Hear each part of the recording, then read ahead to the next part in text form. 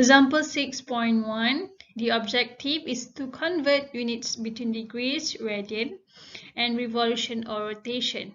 Okay, an object travels around the circumference of a circle of radius 3 meters at a rate of 15 revolutions per minute.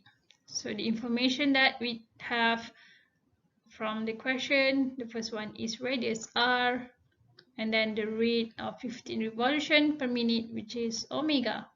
So the question asks A to calculate its angular speed in radian per second. So angular speed is omega. Alright, to answer this question, we simply need to convert 15 revolutions per minute to radian per second. As you can see, there are two units that we need to convert. The first one is revolution to radian, and then minute to second, which means we need to multiply with two conversion factor here. Okay, two conversion factor. Okay, notice that the unit on the top is revolution. Okay, we need to put the same unit at the bottom here. So revolution. So we always want to set it up in such a way that this unit will cancel. Okay, we know that one revolution is equal to 2 pi radian, and then same goes to this unit, minute. Okay, we need to put the same unit at the top here, so we can cancel. Okay, so 1 minute is equal to 60 seconds. So finally we will have 50 times 2 pi radian divided by 60 seconds. So the answer is pi over 2 radian per second. Okay, next question B. Calculate its linear speed around the circular path. So linear speed, the symbol is V. As we know, the relationship between the linear speed and the angular speed is V is equal to R omega. So we simply substitute the value of R and omega here. So R is 3 meters and omega is pi over 2 radian per second, and finally we will get the answer is V is equal to 4.71 meter per second. Okay, example 6.2. A motorbike moving at a constant speed 20 meters per second in a circular track of radius 25 meters. So the information, first one is speed V 20 meters per second, and second one, the radius R is 25 meters. So the question asks to calculate the centripetal acceleration of the motorbike. So centripetal acceleration is AC. So AC is equal to V squared divided by R. So we simply substitute the value of V and R. So V is 20. So 20 squared divided by the radius 25. So the answer will be AC is equal to 16 meters per second square, and the direction is always towards the center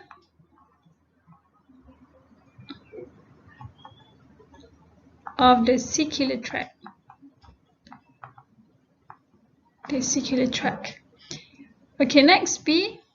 The time taken for motorbike to complete one revolution. So time taken for one revolution is period capital T.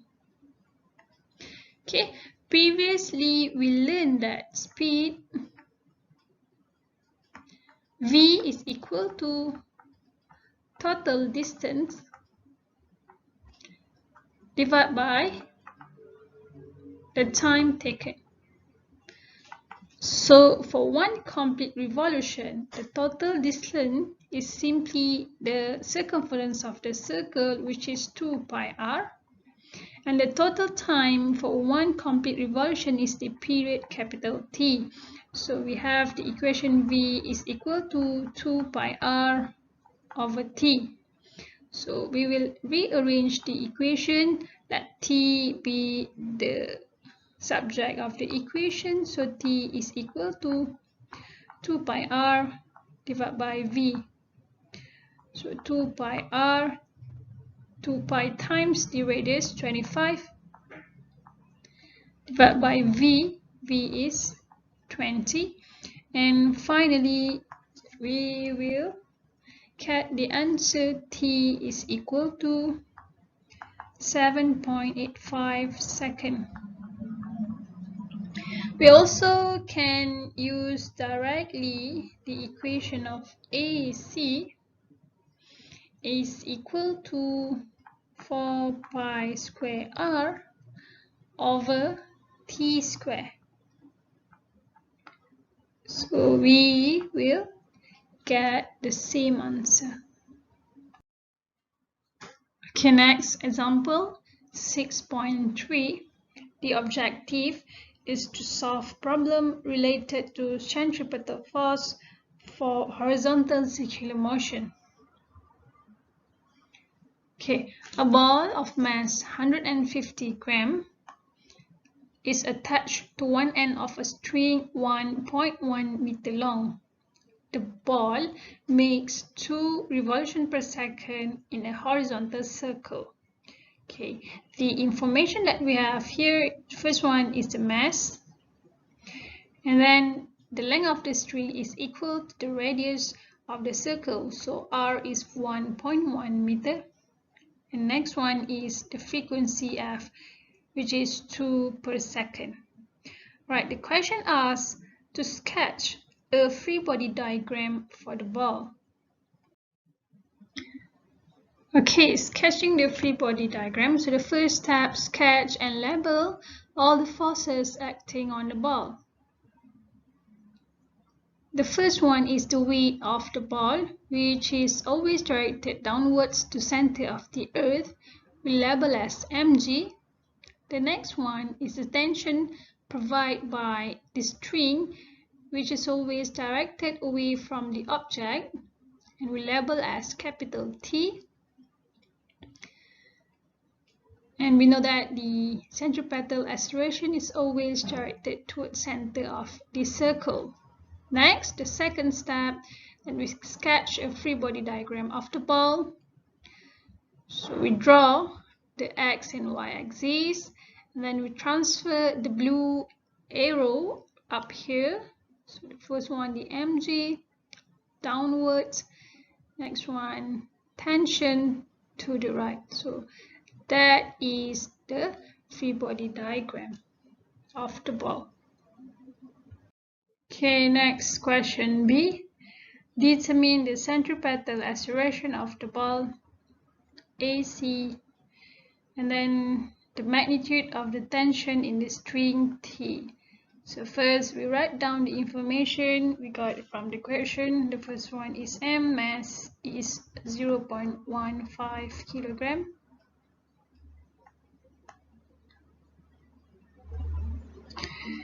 And then next, the radius is 1.1 meter. And next one is the frequency, which is 2 Hertz. Okay, so for question 1, AC is equal to V square over R. So the first step, we need to calculate the linear speed first. So V is equal to R omega.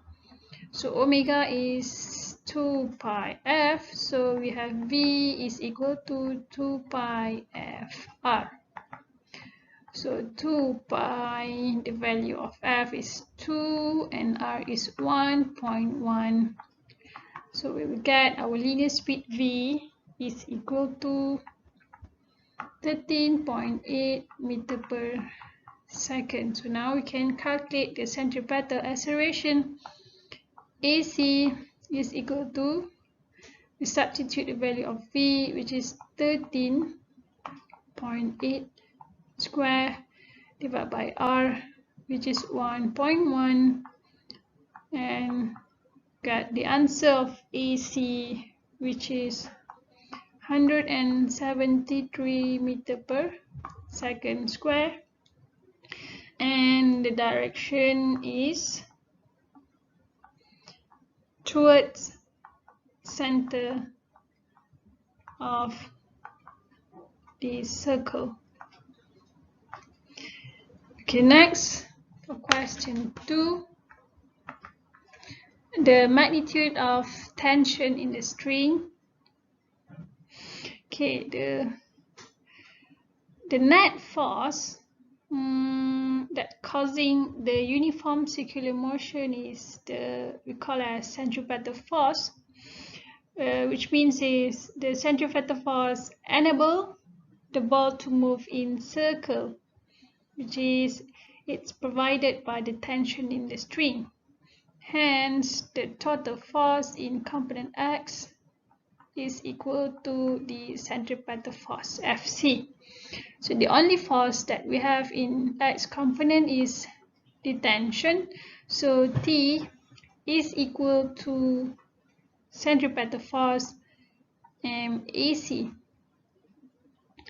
So T is equal to, substitute the value of M, which is 0.15 times the centripetal acceleration we calculated in question 1, so 173.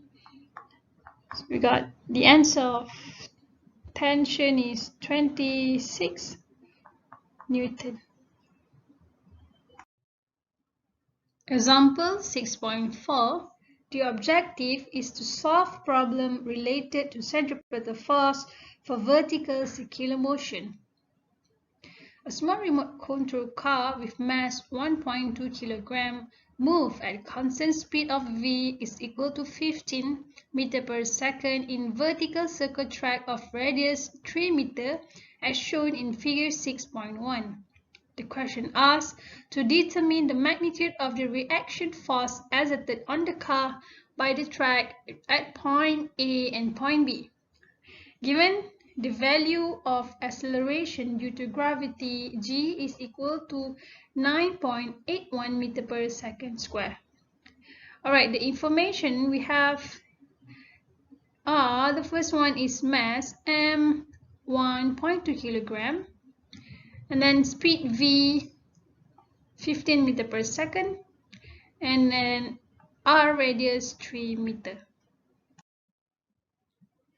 Okay, write down all the information we got from the question.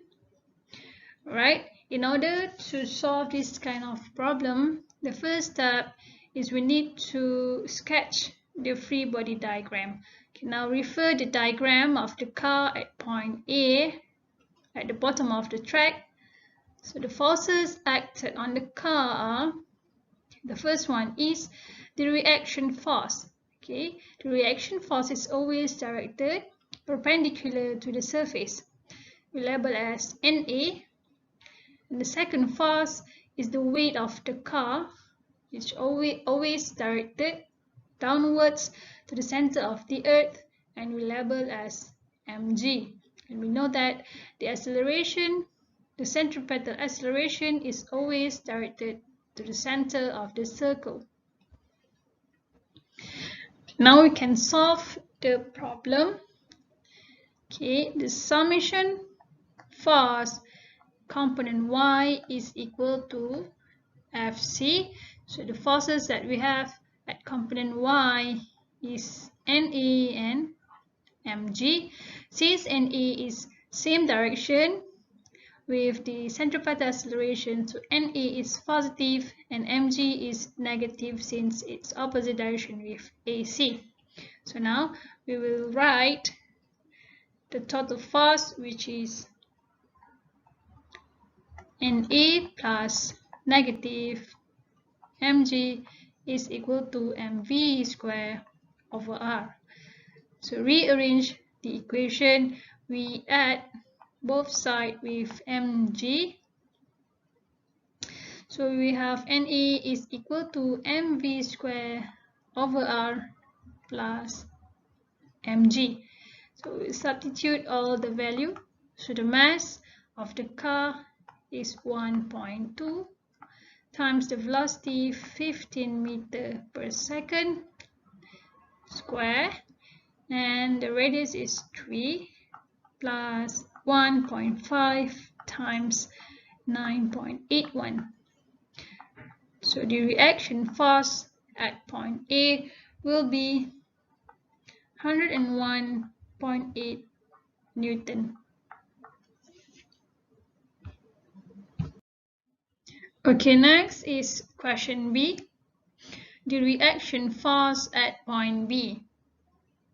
Now we refer to the diagram of the car at the top of the track.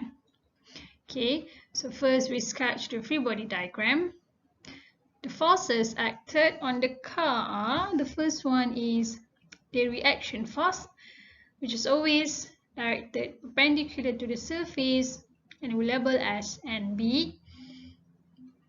And the second force is the weight of the car, which is always directed downwards to the center of the earth and we label as mg.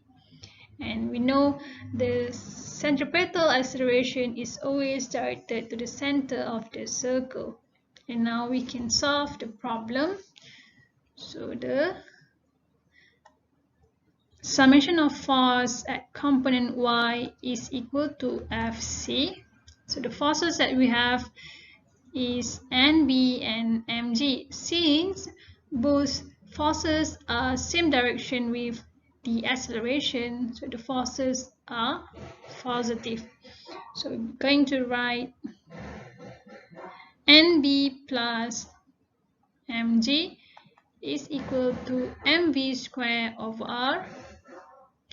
Okay, thus NB is equal to mv square over r minus mg.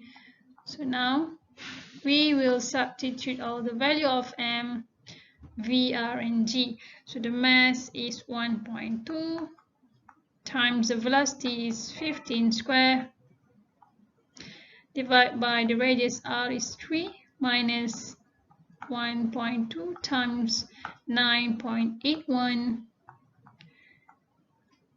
So the answer of the reaction force at point B is 78.2 Newton. Example 6.5. Okay, a rider on a Ferris wheel moves in the vertical circle of radius r is equal to 8 meter. So the radius is 8 meter. At constant speed v as shown in figure 6.2. If the time taken to make one rotation is 10 seconds, so the time taken for one rotation, this is the period, and the mass of the rider is 60 kilograms. So this is the mass. So the question asks to calculate the normal force exerted on the rider, A at the top of the circle, B at the bottom of the circle. Given the value of G is 9.81 meter per second square. Okay, in order to determine the reaction force or normal force for question A and B, we need to calculate the linear speed of rider first. So we're going to use the formula V is equal to 2 pi r over t. So 2 pi r times the radius 8 meter divided by 10 seconds. So we had the linear speed of the rider is 5.03 meter per second.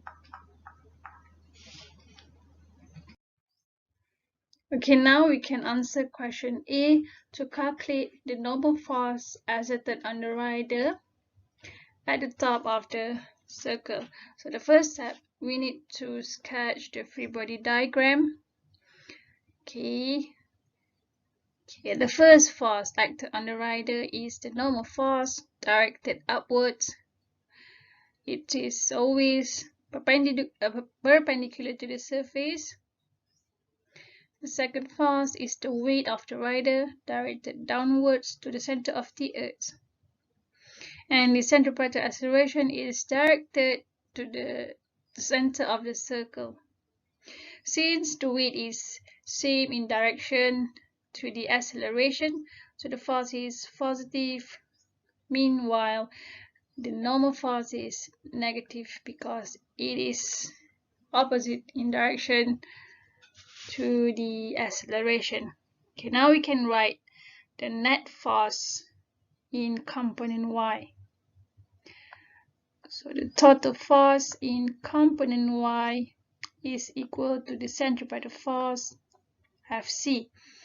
So the forces that we have, mg plus negative n top is equal to mv squared over r. So rearrange the equation. So n top is equal to mg minus mv squared over r. So the mass of the rider is 60 times G9.81 minus 60 times the speed, which is 5.03 square, divided by the radius 8 meter. And we get the answer is 398.8 Newton. Okay, next for question B, we're going to calculate the normal force acted on the rider at the bottom of the Ferris wheel. Okay, sketch the free body diagram. So the first force is the normal force directed upwards, perpendicular to the surface. And the second one is the weight of the rider directed downwards to the center of the earth. And the centripetal acceleration is directed to the center of the circle. The normal force is positive, in its same direction with the AC, and the weight is negative. So now we can write the total force. So the net force in component Y is equal to the centripetal force Fc. So the forces that we have, and bottom plus negative mg is equal to mv squared over r. So rearrange the equation. So n bottom is equal to mv squared over r plus mg. So we substitute the value. So the mass of the rider is 60 kilogram times the velocity is 5.03 square, divided by the radius, which is 8 meter, plus 60 times 9.81, and we get the answer for the normal force acted on the rider at the bottom of the Ferris wheel is 778.4 Newton. Alright, next, example 6.6. The objective is to solve problem related to centripetal force for conical pendulum. Okay, figure 6.3 shows a conical pendulum with a bob of mass 80 kg on a 10-meter long string, making an angle of 5 degrees to the vertical. Okay, the information from the question are, the first one is the mass, and then the length of the string, and the last one is theta. Alright, so the first question asks to sketch a free body diagram of the bob, and next question B, to determine the tension in the string, so the one is F, and then B2, the speed and period of the bob, so speed is V, and then period of the bob is T, and last one is radial acceleration, which is AR. Alright, so question A, sketch a free body diagram of the bob. Okay, the first step is we sketch and label all the forces acting on the bob. Okay, so the first force is the tension. It's directed along the string, and the second one is the weight of the bob, directed downwards to the center of the earth, and the centripetal acceleration is directed to the center of the circle. Okay, next, the second step, we can sketch a free body diagram of the bob. So we draw the x and y axis, whereas the origin is the bob, the center of mass of the bob. So we draw the tension and then the weight of the bob.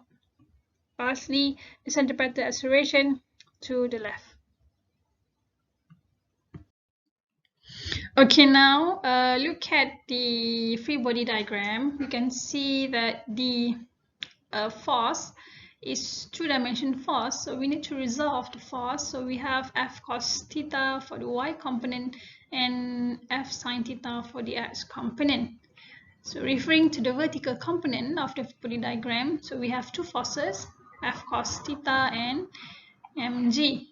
Since the object is not moving in vertical component, so we can write summation of force in y component is equal to 0. Thus, we have F cos theta is equal to mg. So since we going to determine the F, so let the F be the subject of the equation. So F is equal to mg divided by cos theta. So we substitute all the values. So the mass is 80 kg, gravity 9.81 divided by cos 5. So make sure the calculator is in degree mode. So we will have the answer 788 Newton.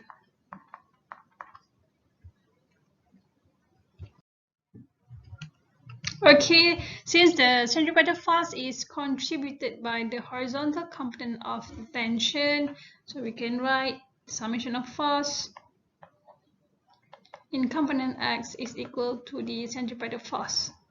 So the only force that we have in component x is F sin theta.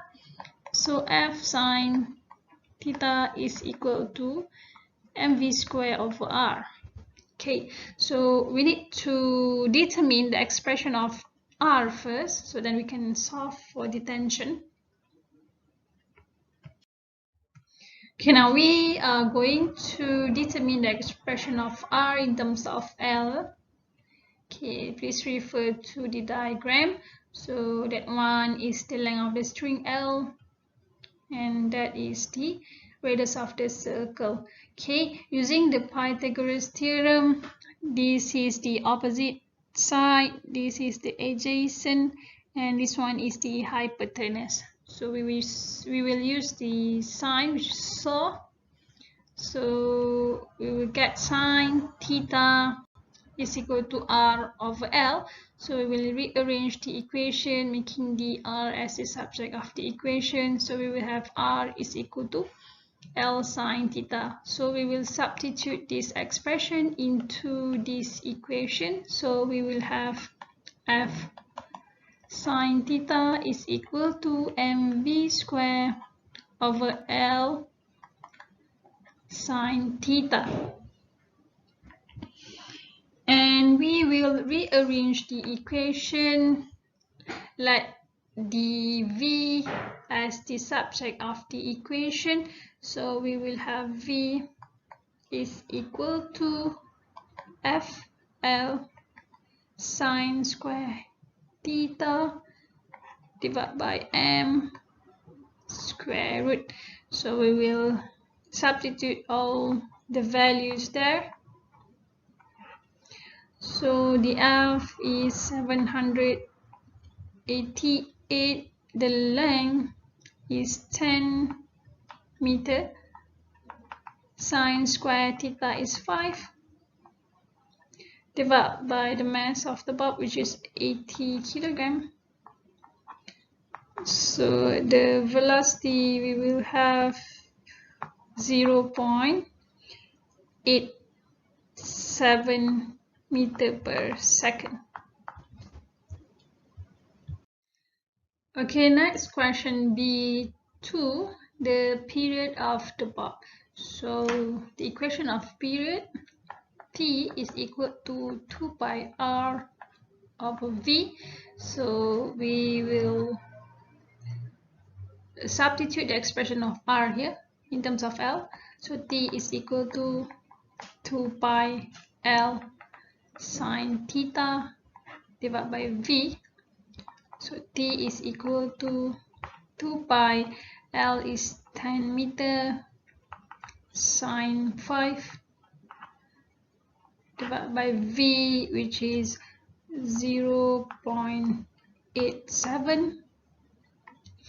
And finally, we will get the answer, which is 6.3 seconds. Okay, last question, B3, to determine the radial acceleration.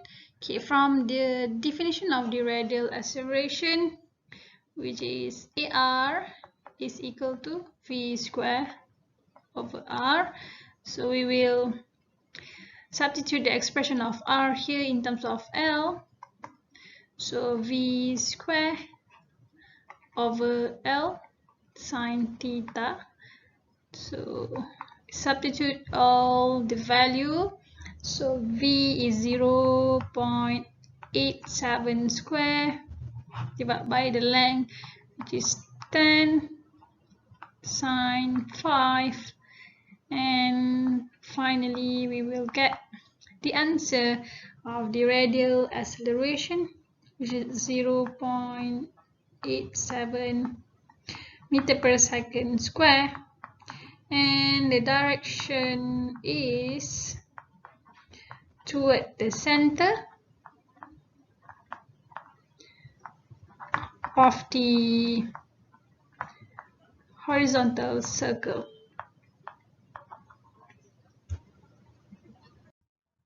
Okay, next example 6.7.